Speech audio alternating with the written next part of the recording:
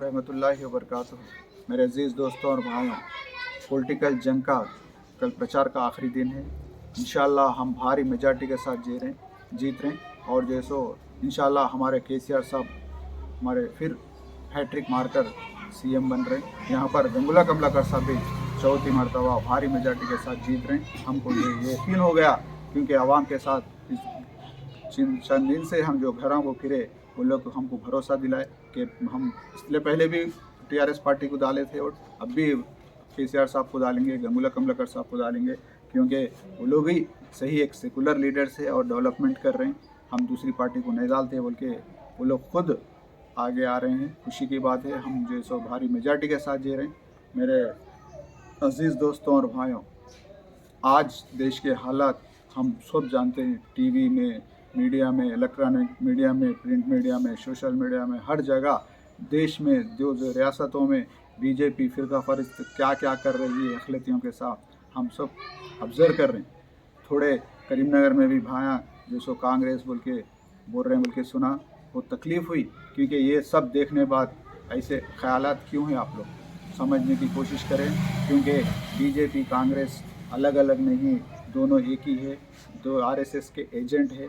यहाँ पर कांग्रेस के अच्छे लीडर्स, सीनियर लीडर्स थे, फिर भी जो है सो रेवंत रेड्डी साहब पैसे लेकर टिकट यहाँ जो है डम्मी कैंडिडेट को दिए ताकि बंडी संजय को फ़ायदा हो। ये समझने की कोशिश करें, अगर हम कांग्रेस को बोल के डालेंगे वोट तो बंडी संजय को फ़ायदा पहुँचेगा। फिर फ़िरका फ़रिस्त अगर यहाँ पर एक बार जम गई तो फिर हटाना मुश्किल होगा, ये समझो।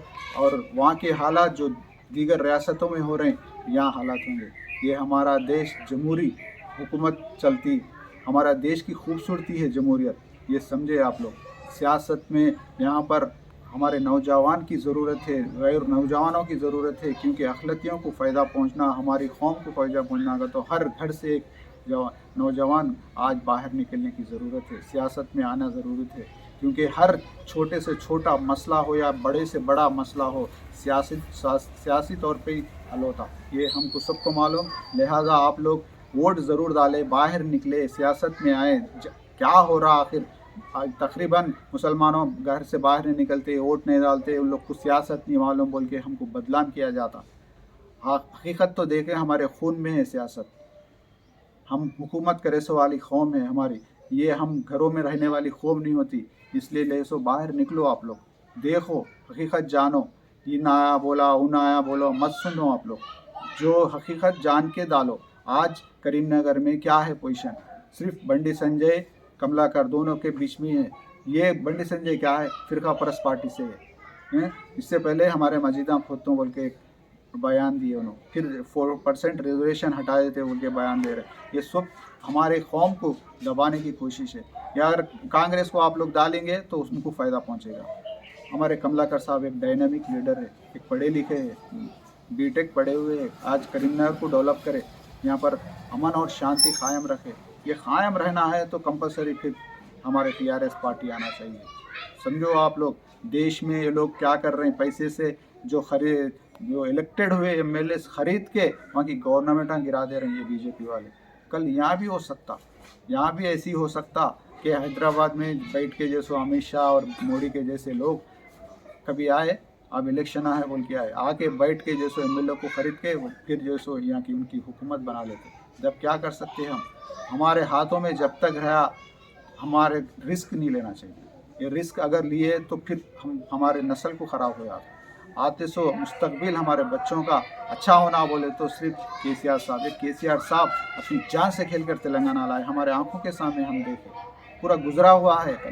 कल हमारे आंखों में सामने गुजरा हुआ का कल हमारे आंखों के सामने है। समझे आप कितने तकलीफ़ा से हम तेलंगाना ला लिए, आज डेवलप कर रहे हैं, हमारे बच्चे पढ़ रहे हैं। माइनॉरिटी रेजिडेंशियल स्कूल्स जो निकाले केसीआर साहब, 1,30,000 बच्चे आज तक कोई पढ़ा है हमारे बच्चों को इंग्लिश मीडियम।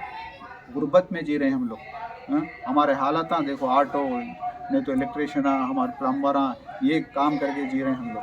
तालीम हमारे से दूर किया जा रहा, हमारे सब्जेक्टों से उर्दू हटाया जा रहा, हमारे हिस्ट्री हमारी जो गुजरी मुग़लों की वो भी हटाया जा रहा। हम पे क्या क्या नहीं हो रहा। इसलिए सियासत में गैर जवान आना चाहिए और उनके जो वालदा वालिद है उनको इंकरेज करना चाहिए।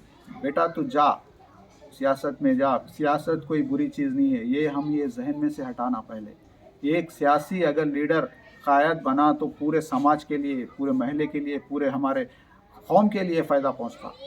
एक डॉक्टर, एक इंजीनियर थोड़े लोगों के लिए फ़ायदा पहुंचता होगा, लेकिन एक कायद कई अक़लियतों को फ़ायदा पहुंचाता। आज हमारे देश में अक़लियतों को दबाया जा रहा, ये हमारे आंखों के सामने मारा जा रहा, उनके हक छीने जा रहे हैं।